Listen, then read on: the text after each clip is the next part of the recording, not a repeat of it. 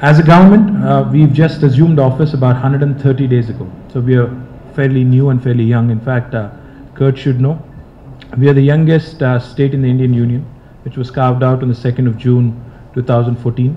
And we have several ambitions and several big plans as far as providing safe water to the citizens of this state goes.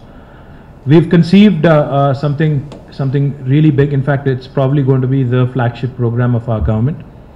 We've conceived what is called a Telangana drinking water grid, which encompasses the entire length and breadth of the state, which will include more than 10,000 villages, which will include more than 80 odd municipalities, and which will also include a thriving urban metropolis such as Hyderabad with a population of more than 80 lakhs, 8 million that is. So what we are thinking and what we are planning at this point in time is something gigantic which has not been done in India in the past.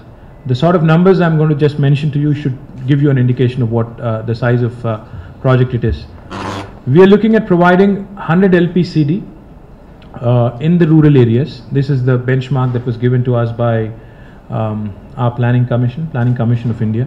And in urban areas, we want to actually have it at 150 LPCD, 150 liters per person per day. And in rural areas, it will be 100 LPCD, which is 100 liters per person per day. That's the benchmark that we've set out. And as I said, our Chief Minister is somebody who's an achiever when it comes to the area of water. Because about 20 years ago, when he was a legislator, when he was not part of the government, he had set out to achieve something very, very ambitious. He represents a constituency which is about 100 kilometers from here. It's called Siddipet. About 20 years ago, he had covered every nook and corner of Siddipet, his constituency, about 180 habitations with more than 4 lakh people, and he was able to provide a direct tap connection which provided potable water to every single household in his constituency, and this was done about 20 years back. So therefore, our Chief Minister was actually this whole project, the Telangana drinking water grid, was the brainchild of our Chief Minister, and he came out with his ambitious plan. Now he wants us to ensure that we provide potable drinking water to all households with a tap connection directly into a household by the end of the 4th year of our government. This is very, very ambitious. In fact, he's a man who is very he's known for his decisiveness. He's a man who's very audacious, and he's a man who's very gutsy. In fact, he went to the extent of saying, because in India, especially I see a lot of Indians and a lot of fellow countrymen here. I'm saying this for the sake of Kurt. In India, our politics and our governments and our philosophies work on a 5-year time scale, because we get to go to a re-election every 5 years. So therefore, our Chief Minister actually made this bold statement saying that we will not go back and seek votes again, a re-election again, if we do not provide safe drinking water to every household in Telangana. That's a very audacious and that's a very bold thing to say in a country like India with the sort of challenges we have. So we have taken it up as a task. We have taken it up as a challenge, really. And I am incidentally also the Minister of Panchayat Raj, which is in charge of the Rural Water Supply Department. So I know the sort of project we're talking about. As I mentioned, we're going to cover more than 10,000 villages. We're going to cover more than 80 odd municipalities and the big single huge corporation of Hyderabad. Along with this, just to give you a statistical estimate of what it is that we're talking of, all in all, in this project, the Telangana drinking water grid, we will be laying about 1,26,000 kilometers of pipeline, out of which 5,525 would be the main trunks, and 45,000 would be the secondary network, and about 75,000 would be the distribution network inside a village. So this is a gigantic task. The number I'm talking about, 1,26,000 kilometers, is 4 times the circumference of our planet. So that's the sort of project we're aiming at. That's the sort of magnitude of the feat that we're trying to achieve. It is gigantic, we understand, but we have the wherewithal, we have the capabilities to execute it, and if needed, I'm sure Safe Water Network and other NGOs can surely pitch in, give us ideas, help us understand how best we can make it. Unfortunately, in the past, we as a state have failed, in the past that is, when it comes to addressing the basic needs, and especially something as simple as potable water. We have a situation, a very dire situation in one of our districts in the state of Telangana, a district called Nalgonda, where fluorosis has really affected more than 2 lakh people, which is quite bad, which is quite pathetic if you ask me. So successive governments could not overcome this issue, but we've taken it as a challenge. We've taken it as a flagship program of the government, and we're very confident that we'll be able to achieve this feat in the next 4 years. So all in all, as I said, it is just not a service that we offer to the people, but safe drinking water, potable drinking water ought to be included as one of the basic human rights. And I'm a firm believer that once you're able to provide the basic service such as water, then definitely I think a lot of other issues, more so with the health linked issues and all the infectious diseases, all the contagious diseases that also get passed on through water, can also be tackled simultaneously. So all in all, while it is an audacious effort, we are confident that we'll be able to do it, and whatever Safe Water Network can help us with, we'll definitely be happy to work with you. And simultaneously, we also see a lot of demand from the people for water which is being treated through reverse osmosis plants, for water which is now called embellished with mineral resources, etc. There's a lot of demand for this as well. So days to come, once the government is able to do its basic duty of providing potable, safe drinking water, I think a burden on the citizens would also come down quite a bit, because now we live in a world where the Aquafinas, the Kinleys, and other mineral water sources are definitely here and are thriving. But if the government gets its act right, most definitely I think the burden on citizens to actually depend on the potability of the water would also definitely improve. So therefore, all in all, in the next 4 years, we look forward to taking this as a task and accomplishing it. Once again, thank you very much for inviting me here. And I hope I was able to give the government's version on this very, very important subject. More on this. In fact, there are 2 or 3 things we had also planned, which I did not mention, which I did not want to go into, but now that you touched upon it. First thing, we have in the state in the past allocated about 10% of water from every irrigation project, from every tank, every lake that there is, and every river and every irrigation project pretty much, towards drinking water being a top priority. Now what we have done as part of this Telangana drinking water grid is, we've even thought up of an alternative, because with irrigation also being a very high priority item as far as the farming community goes. So what we are now thinking up is actually creating some dedicated balancing reservoirs for the sake of this project. So therefore we don't, so we don't end up in a conflict with the irrigation department as well. So we are actually thinking of balancing reservoirs, dedicated balancing reservoirs for this project. Secondly, how do you ensure the potability? How do you ensure you live up to the standards that have been set? That's the more important question, obviously, because the project ultimately is about safe drinking water. It's not just about water. So we are going to adhere to the norms that are prescribed by, there are several organizations which actually have come up with benchmarks.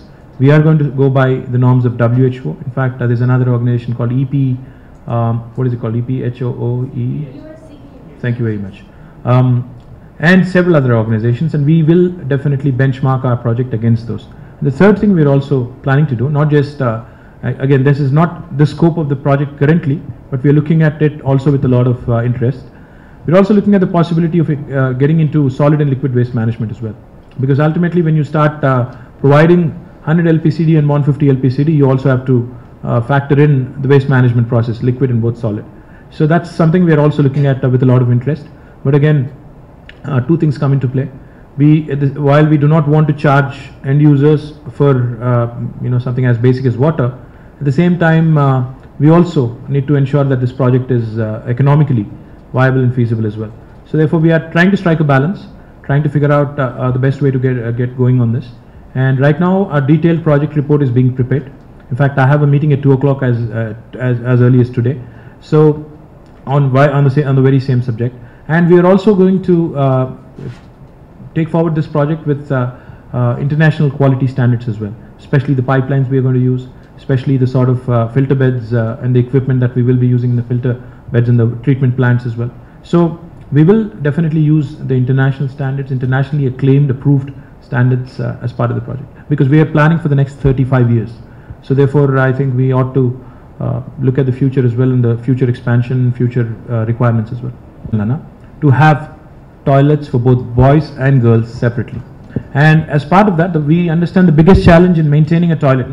Building a toilet is easy, but maintaining it is a challenge. So we're trying two things. One, we want running water supply to every single toilet. And obviously when we have running water supply to a toilet, we'll definitely also have potable drinking water being provided simultaneously within the school as well. Once we have a water source, I think more than 60% schools already have a good water source. There are several others which have a challenge. You're right. I'm not disputing with you on this numbers. When I say 60% are covered, what I mean is the sort of coverage that you just mentioned. It could be once or twice a week, but it still comes under coverage typically, you know, in our government style of functioning. So therefore, what we're looking at is, as I said, two things. One, sanitation is a big drive, and schools are a priority. And as we go ahead building toilets and providing running water to all these toilets, we'll simultaneously also provide safe drinking water within all these schools. And in 3 years to come, by the end of 2017, we also have set an ambitious goal for ourselves to be an open defecation free state, the state of Telangana. Because I think that's a long way to go, but it ties in nicely into the Swachh Bharat campaign of the Honorable Prime Minister and Government of India. And our Chief Minister is very keen that we are ahead of the race as far as getting our act together. So yes, two things are a priority: sanitation and drinking water. More than getting a investment agency or a funding agency to support the capital expenditure, I think what matters is the O&M, most definitely. But that's where the challenge comes in, because India is a country where you can't really charge people for water. That would be taken as a bad thing, politically speaking. So what we ought to do is obviously strike a balance to ensure that this ongoing maintenance of the project after its completion has to be a balance. In fact, as early as today, as I had mentioned, we have a meeting, and we have a meeting about two things today. The agenda of the meeting is two things: how do we factor in O&M?